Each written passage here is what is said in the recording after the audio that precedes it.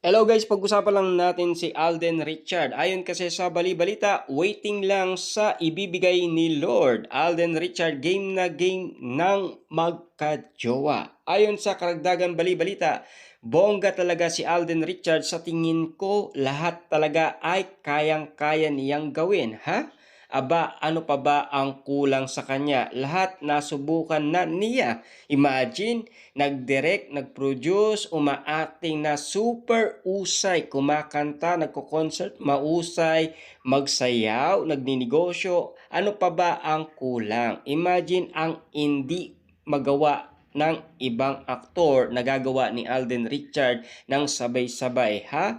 Pero siyempre, may kulang pa rin para sa mga fanay. At yun ay ang magkaroon siya ng dance partner sa tunay na buhay. Meaning, love life, jowa, girlfriend, asawa, at kung ano-ano pa. Maasaan kaya ang sitwasyon na iyon ngayon 2026 as in dance partner sa buhay? Aba, kung ibibigay na po, why not? Waiting lang naman tayo. Ayon kay Alden Richard.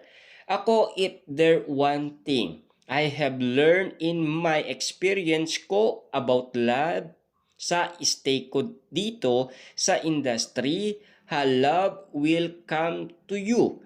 'Di ba? Minsan kasi kapag inahanap mo na 'yun, feel like your pressure because of your age. Minsan doon pa nadadapa, natitisod. So, I think at the end of the day, mahanap namin yung taong destiny para sa atin. Or destiny ako para sa kanya. Yun ang coming soon. And I wait for that. Malinaw na sabi ni Alden. Meaning ang pag-ibig. Kung darating talaga sa iyo, darating yon. Kahit hindi mo anapin, hindi kailangan ipilit, hindi kailangan mag-imbento. Well, dance partner nga ang ginamit kong terno dahil eto nga, pasabog agad-agad ang bago ninyong show, ang Star on the Floor 2026. Sabi nga ng Asia Multimedia Star and Box Office Hero, maraming pagbabago ang mangyayari na tatawagin nga nilang ultimate collaboration. Yes, ultimate kolaban talaga dahil ang mga sikat na TV star at mga pop dancer star ang magsasama, ha?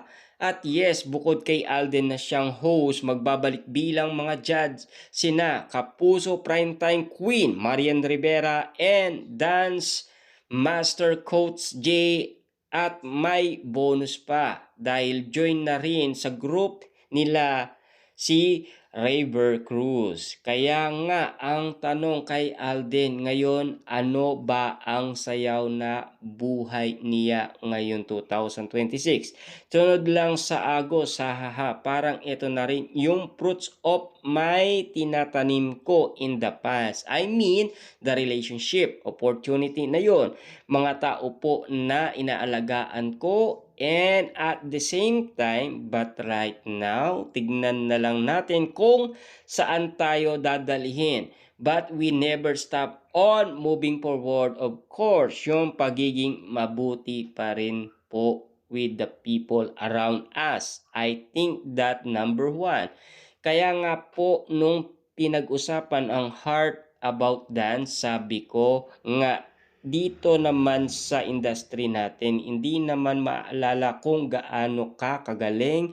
Ang laging tanong whenever your name is in your conversation is kung mabuting tao ka ba. Kaya yun sana ang wag nating kalimutan. Malalim na paayag ni Alden. Well, wala naman duda kung gaano kabuting tao si Alden at kung gaano karami ang tinutulungan o nagkakaroon siya ng pagkakataon na matulungan. Kaya naman ngayon 2026, mas mabibiyaan taon ang nakikita sa kanya ng mga tao. Sabi nga, binibigyan talaga ng Diyos ang mabubuting puso, bongga.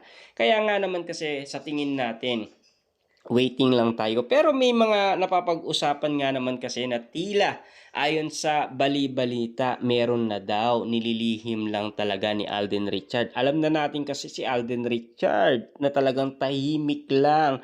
Ayaw niya kasing ikalat sa publiko kung sino man ang kanyang jowa.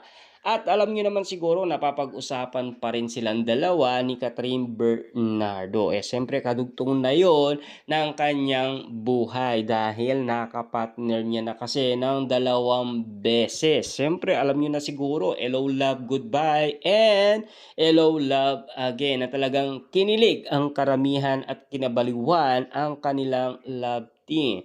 Ayon pa nga sa ibang mga netizens, gusto pa nilang ibalik sina Alden Richard at Catherine Bernardo dahil alam niyo naman siguro kilig na kilig nga naman kasi ang karamihan. Pero take note si Alden Richard nga naman kasi ay napapag-usapan dahil meron nga naman siyang teleseryeng paparating ngayon 2026.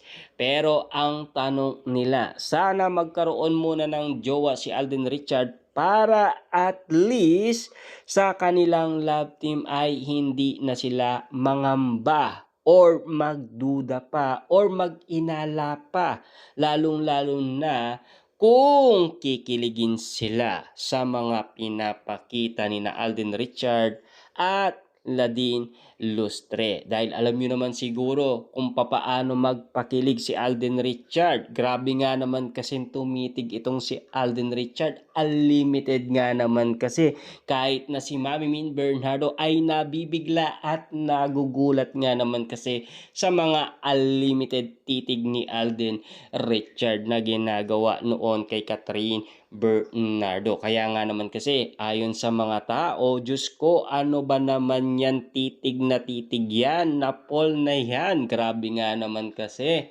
ang mga netizens talagang pulutan ang social media pagdating sa mga love life tulad ni na Alden Richard at Ladine Lustre. Pero itong pagkakataon nga naman kasi na pinag-uusapan, waiting lang sa ibibigay ni Lord Alden Richard, game na game ng magka-jowa. Pero matagal na to nasabi ni Alden Richard. Pero alam nyo naman siguro, ilan mga babae na ang dumating sa buhay ni Alden Richard. Tulad na lang nung non-showbiz. Iniwanan niya yon dahil sa pagpanaw ng kanyang ina.